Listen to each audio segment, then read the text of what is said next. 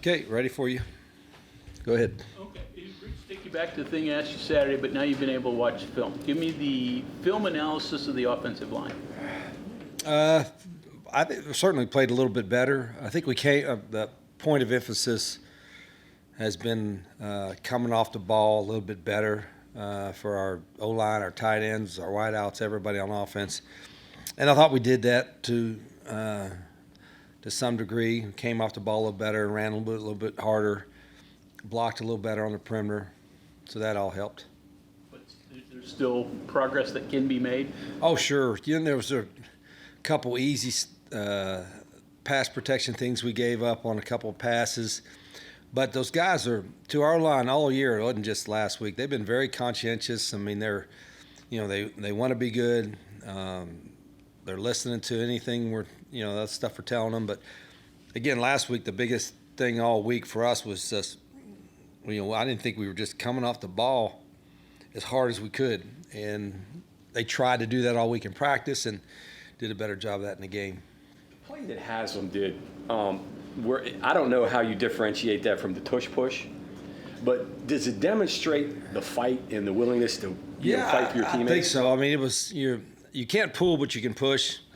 My argument was that he wasn't pulling him; he was carrying him. So that's a little different dynamic.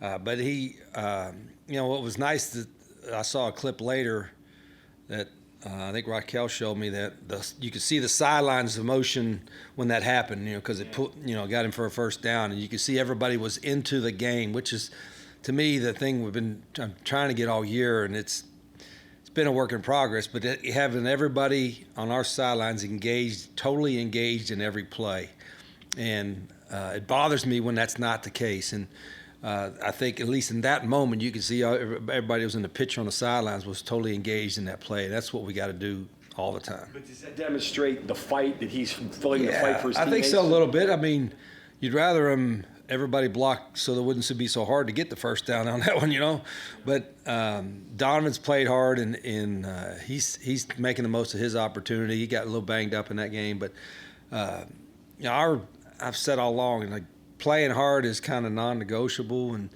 even when we weren't playing well, we were playing hard for the most part. But there was a game or two where I didn't think we really played as hard as what our standard is, and we've got to learn from that. Now that you've had time to go watch the tape, how do you think Scotty performed? I thought he played pretty well, especially for a true freshman. He's growing up. I think he's taking steps. And he played beyond his years, I think, in the last two games. You wouldn't think he's a true freshman that got thrust into that role. I think he was seeing the field. He was making good decisions. There was a couple things here and there that were kind of looked like freshman deals, but he's a really good competitor. He's a very conscientious guy, and I've said since August that he might be the most talented from arm strength, arm talent that we have on the roster. And he made some next level throws in that game. Rich, when a team loses a couple of games in a row, it's easy for a locker room to give up. If your team didn't, how did you keep everyone bought in, and especially in this era of college football where at the end of the season they can just transfer and leave? Well, it's harder now. Every week I think most coaches will tell you every week it's a battle. When you set the culture and it's really set in, you don't have to worry about that. It's going to take care of itself, right? Well, it's taken us no question, it's taken us longer to really get what we wanted there. But there wasn't really a total in the bad area. A couple weeks ago in the Central Florida game, I was upset because we did not just play well, but I didn't think our effort was to the standard which we expect our guys. And then the last couple weeks it has been, but we practiced a little bit differently, but we just brought it up more that, I think it's natural. It's easy to, everybody gravitates to average. And then from an effort standpoint, we expect above average all the time. And I told the staff we can't let up until that's the case. And we got closer to there, but there's still a level we got to get to. We're not completely where we need to be from that standpoint yet.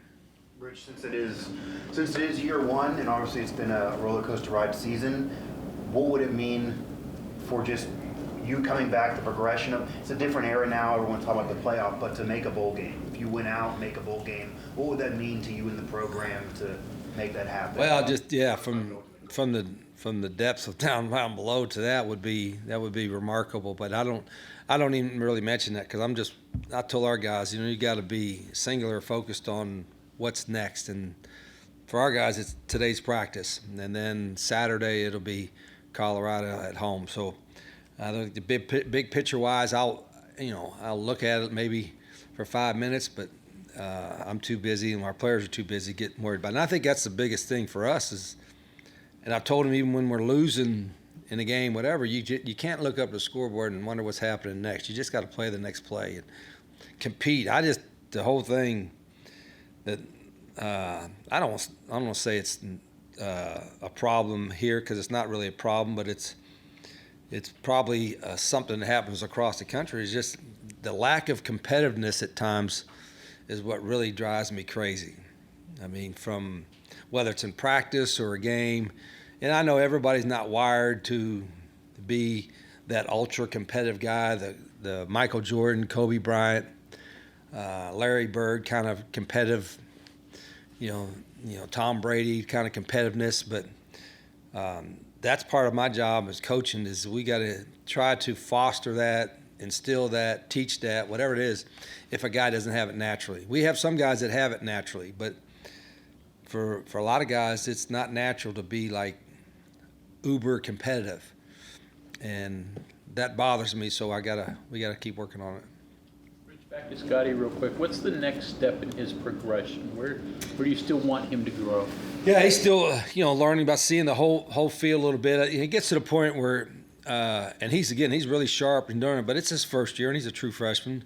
When you can anticipate the checks or anticipate maybe what the next call is going to be or anticipate the adjustment we're going to make on a certain route or a certain run, whatever, then he's getting it. And so that part of it, it usually takes a guy a year or two to get that down, especially a younger guy. If you get an older, like a Tyler Huff at Jack State last year, he was an older guy that had been around and very mature and smart. It took him a few weeks, but once that third or fourth game, like he was finishing my sentences, so to speak. You know what I mean? And he had college football experience. Scotty is a true freshman that's going to get there eventually someday, and he's conscientious enough to get there as quick as we can. What concerns you about Colorado? I mean, it doesn't look necessarily like it's a talent issue. They're really athletic. You're very athletic. I mean, just if you can look at their roster in the last couple of years, as opposed to when they first got there a couple of years ago. I mean, at every position, they're way more athletic, really big and athletic up front on offense. I know one of their linebackers, he played for us at Jack State, Reggie Hughes, is a really good athlete. We try to get him too, so it's, they've really upgraded their talent level. And, they're probably like, when you lose a couple games, maybe lose a little confidence, but I'm sure their coaches are getting them right for this week. What's your relationship, if at all, with Coach Prime just over the years? Yeah, I've only met him, I think, once. I talked to him, I think, a long time ago when he was kind of helping mentor Noel Devine, way back in the day, both from Fort Myers. Other than that, just met him at the Big 12 Media Day stuff. But and he's, and they may have had a couple tough games, but if you look at where the program was when he got there a couple years ago and the profile they're at right now, has done an amazing job to get Colorado to that level. Scotty, the next couple of games, how does his performance, one way or the other, change how you approach the offseason and what you want to do to that room? Well, it's every position. We're in a couple of weeks we have an open date. We're going to evaluate the whole roster because signing date for high school guys is the first Wednesday in December, and so we don't have a whole lot of game after our last game to get ready for that. So we're obviously every day we recruit, but we're also evaluating our current roster every day, and then during the open date, we're going to have a deep dive into everybody at every position that's currently on the team and how we think about it going forward. So nowadays it's crazy. You think, okay, you're going to have, maybe 7 or 8 free agents, right, on your team. If you're a pro team, you might have that to decide on. We basically have everybody that's a free agent, right? And that's how crazy and nutty this college athletic rosters are nowadays. So we've got to our guys. We told them that we'll probably scrimmage the young guys a little bit during the open date as well. Maybe even some this week, just to kind of get an evaluation of them, other than being on a scout team. So it's not just the quarterbacks or Scotty's performance that's getting looked at. It's everybody every day. And then the decision to kick the field goal, it was like right in that weird spot. 4th and 6 is maybe a big bite. You're on the plus side of the field. Was that a numbers thing? Was that a field thing? Why did you go that way? Because it seemed like it made a difference in the end. You talking about Cade's 50-yarder? Yeah, his our strength. I thought his range was probably closer to around 45, but he had a little breeze behind him, I think, and the special teams coaches felt he could get it for 50. And I think if it was 51, it would have been tight. But at 50, it just got over the goalpost. So he struck it well, and it was good to come out with some points with that one. But we had a little breeze that way. But that was a big momentum kick. At least we got points out of that deal. At the end of the game, it was that we could have kicked the field goal and tried to go up 13, but it's still 2 scores. And then if we get a first down, you win the game. And so that was more my thought. Let's try to win the game right here. Get a short yardage run, and we just barely got it. It was good. Performance of your running backs, Dior and Sincere. We're talking about Scotty getting more comfortable. Does the same thing apply to that? Yeah, they're just learning how to, a little bit. They weren't being tentative because they were being soft. They were just being tentative because they truly didn't understand how the play was supposed to be run, where they're supposed to press it, and so when they just finally trusted that standpoint and ran with a little bit more conviction, like the best running backs make you tackle them. They don't go down just because somebody hits you. They physically make you wrap them up and tackle them. And I thought Dior, especially in that game, he ran until they tackled him, and that's something that all good backs will do. Rich, you mentioned coming off the ball. How did you feel about the performance of your tight ends? I thought the tight ends, particularly the perimeter blocking, was a whole lot better, and we challenged them. You're not real big. You don't have 250, 60-pound guys. They're 220, 230, and so they're going to be blocking some guys that are sometimes bigger than them, but they got to be aggressive. And I think overall, the tight ends perimeter blocking was the best they had all year.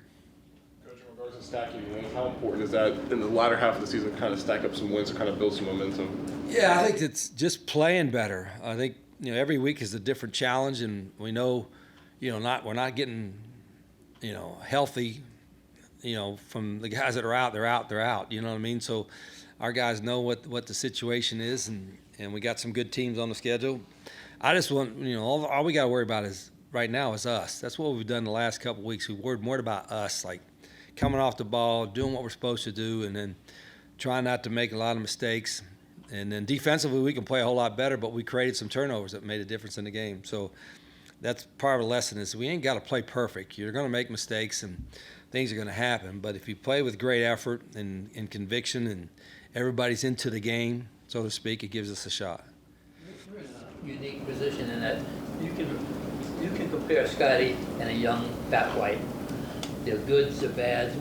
How are they similar? How are they different? And I mean, I know Pat had a redshirt year, but is there a comparison? And there is a little bit. I think from their just from their competitiveness, you would say. Like I said, Pat redshirted as a freshman, so if he was playing at true freshman, he would still been a good player, but we'd have really limited what we're doing, and it would have been harder. It was so much better to be able to play him his second year. Scotty was thrust into it, but they still have, whether most summers, their competitive nature, as far as, and I think in their love for football. You believe it or not, there's we hope everybody that we have on our roster loves football, but there's probably guys that like it and not love it. I want guys that love it and need it. But those two, Pat was that way. He loved it. He wanted to know everything about it. And Scotty's the same way. He loves football. He's and he's growing right in front of our eyes, I think. Again, he's going to know and make mistakes, but he made a couple plays in that game that looked like a 3-year vet, and so he played above his years, and I think Pat did the same thing when he got it. He kind of played above his years when he got his chance too. That was probably a better runner, obviously. Yeah, I have no question. Yeah, Pat's one of the best runners ever. The difference with Pat is Pat could outrun a mistake. In other words, he might read the end, and they probably should have gave it, and the end is right there. But Pat is fast enough, athletic enough to make him miss. So Pat can erase a mistake by his speed or athletic ability. Scotty is a good runner, not a great runner, good runner, but Scotty's got next level arm talent. From that as far as his release and getting rid of the football and all that. So we're trying to feature what he does well. How big is it to get your first road ranked win since 2018 when it comes to building a program? How big is that? Well, any win is big, but conference games are bigger. They always mean more, other than Pitt, of course.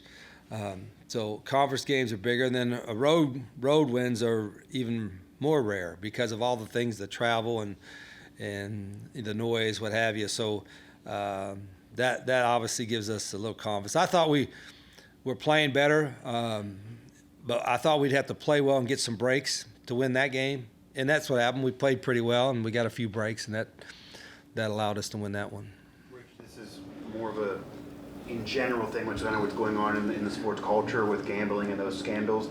Have you had to address that with your players at all, just because there has been a tabling of whether college players are able to bet bring on it up. pro sports? Yeah, we have when we first start camp in August, and we have our first team meeting, we address a lot of stuff, and that's one of the key points that our compliance and our coaches discuss with our players about the gambling and what's allowed, what's not allowed. I know it's trending that way. I know a lot of colleges are getting sponsorships for their programs through the gambling sites or whatever. I think it makes me a little nervous. I kind of like the fact that our guys can't gamble on anything that's if they end up passing it where Yeah. players are able to bet on pro sports, Well, do you support that? There's a reason why those gamblers or the gambling sites or the fancy hotels are so nice. Because they're not losing very often. You know what I mean? And I don't know what the percentage is, of gamblers winning, but it's probably not real high. So that would be my advice that, if you're gambling, the gamblers are going to, only bet what you can afford to lose, right? Because you're going to lose. But I also think there's maybe points to where maybe, and I'm not an expert on this. You guys may know better, but the prop bets are what makes everybody nervous, right? The individual, and that stuff makes, I'm not worried about any of my guys or anybody that. I don't worry about anybody in other college teams doing that because they know that it would be like you talk about the worst thing could possibly happen is you doing something like that against your own team, right? But I still think it's maybe if you opened up that little window, maybe it's more going in there. So I like the fact that we had rules against college student athletes gambling on sports that the NCAA sponsors. I thought that was a good, solid rule. Why it's changing, I'm not sure. But I think even the athletes that were on the committee voted not to change it, which usually carries a big impact. So I'm surprised that it actually passed. The SEC as a conference is the one that wants to delay this happening in terms of college athletes being able to bet on pro sports. You wonder why, right? Because they're just trying to help and protect the student athletes, and sometimes you got to help protect somebody from themselves, right? So to me, there's a lot of NCAA rules to this day and in the past that I did not agree with. It's like you could give them 10 years ago, you can give them a bagel but not cream cheese. There's a lot of stuff that was silly. But the rules against gambling, I think, was one that made a lot of sense. So I don't know why. It's got to be some kind of financial thing somewhere for somebody, but why that's being changed now? It seems like that was a good rule, and so who knows. One more on Saturday. Week 10, there's a lot of unknowns with Colorado. What concerns you most about this game on Saturday? Well, we're coming off it. Most of the year, everybody's like, "What's wrong with you? What's wrong with you? You guys are terrible. You stink, whatever." And maybe this week they got what Coach Saban would call rat poison. Everybody's telling them how great they are. Hell, we won one game on the road. You know what I mean? And that's it. So it ain't like we put a 10-game winning streak on there. So we could play better than what we did. And so we better realize that. So the message is repeat what you did? Yeah, let's do what we did last week in practice. Let's take the same approach when we get in the game. Let's play as hard as we can. And after 60 minutes, look up and see what happened.